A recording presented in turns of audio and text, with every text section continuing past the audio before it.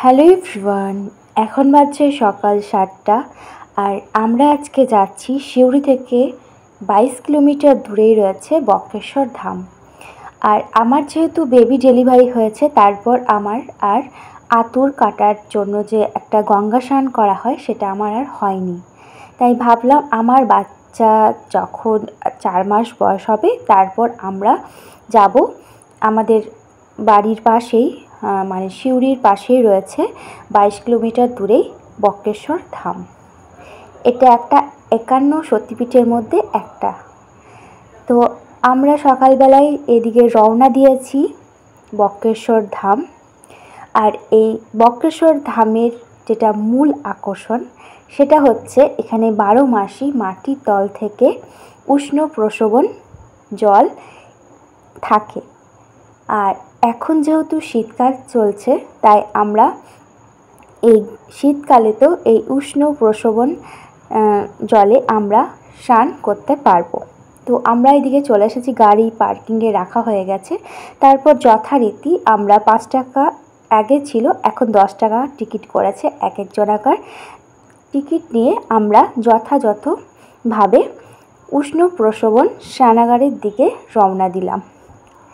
আর এখানে মূল আকর্ষণ হচ্ছে এখানে আছে বাবা মহাদেব আর মা পার্বতী। 51 সতীপীঠের মধ্যে একটা হচ্ছে এই বক্রেশ্বর ধাম। আর এখন যেহেতু শীতকাল তাই আপনারা দেখতে পাচ্ছেন কত মানুষের এখানে সমাগম। তার মূল আকর্ষণ হচ্ছে এই উষ্ণ প্রস্রবণ স্নানাগারে স্নান করা। তারপর বাবা মহাদেব মা পার্বতী পুজো দিয়ে সবাই এখানে একটু ঘুরে দেখে চারিদিকটা, তারপর সবাই নিজে নিজে পথে রওনা দেয়।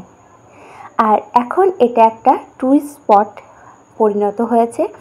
অনেক জায়গা থেকে দূর দূরান্ত থেকে মানুষজন এখানে আসে বাবা বক্রেশ্বর ধামে, তারা পুজো দিয়ে যায়। তো আমরা চলে এসেছি, আমাদের সিউড়ির পাশেই রয়েছে যেহেতু বক্রেশ্বর ধাম, তাই ভাবলাম যখন এখানেই একটা মহা তীর্থ জায়গা রয়েছে তখন আমরা এখানেই স্নানটা সেরে নিই।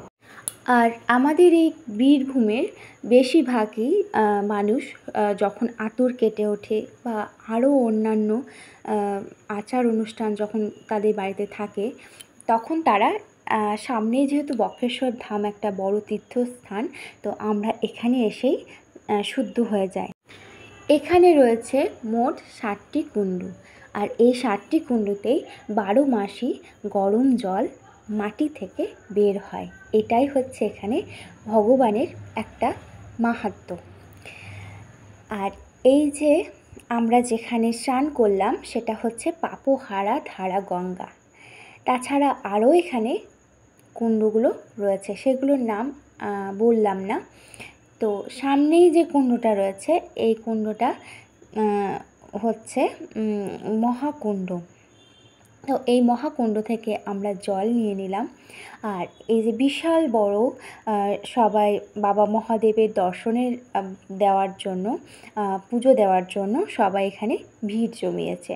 তো বামুন ঠাকুরমশাইকে জিজ্ঞেস করলাম কতক্ষণ লাগবে, তো বামুন ঠাকুরমশাই বলল 2 ঘন্টা তো অপেক্ষা করতেই হবে, এত বড় লাইন যখন পড়েছে। তো তার জন্য আমরা এখানে অপেক্ষা করতে থাকলাম। কিন্তু আমার যেহেতু ছোট্ট একটা বাচ্চা 4 মাসে, তো ওর একটু অসুবিধা হচ্ছিল, যেহেতু ও এতক্ষণ ধরে একটা ছোট্ট বাচ্চা লাইনে দাঁড়িয়ে আছে। তো যাই হোক, বাবা ভোলানাথ মা পার্বতী নাম দিয়ে আমরা শেষ পর্যন্ত বাবা মহাদেব আর মা পার্বতী দর্শন পেলাম আর পুজো দেওয়ার সৌভাগ্য বোধ করলাম। আর তার সাথে আমাদের এই ছোট্ট সোনাটাও বাবা ভোলানাথ মা পার্বতীর আশীর্বাদ পেল এতক্ষণ কষ্ট করে। তো এই আমরা গিয়েছিলাম শিবরাত্রির আগের দিন। আর এখানে শিবরাত্রিতে বিশাল মেলা হয়, বিশাল উৎসব হয়। তো শিবরাত্রির দিন তো আর আসা হলো না, তখন তো আমরা এখানে পারবো কি না ঢুকতে সেটাও বলতে পারবো না, কারণ এখানে বলছে শিবরাত্রির দিন একদম বিশাল বড় লাইন পড়ে, সেটা একদম বাইরের গেট যেটা ঢোকার মুখ সেখান থেকে। তারপর এদিকে আমরা এখানে কিছু টিফিন করলাম। টিফিন করে নেওয়ার পর তারপর বাড়ি ফেরার পথে রওনা দিলাম। আর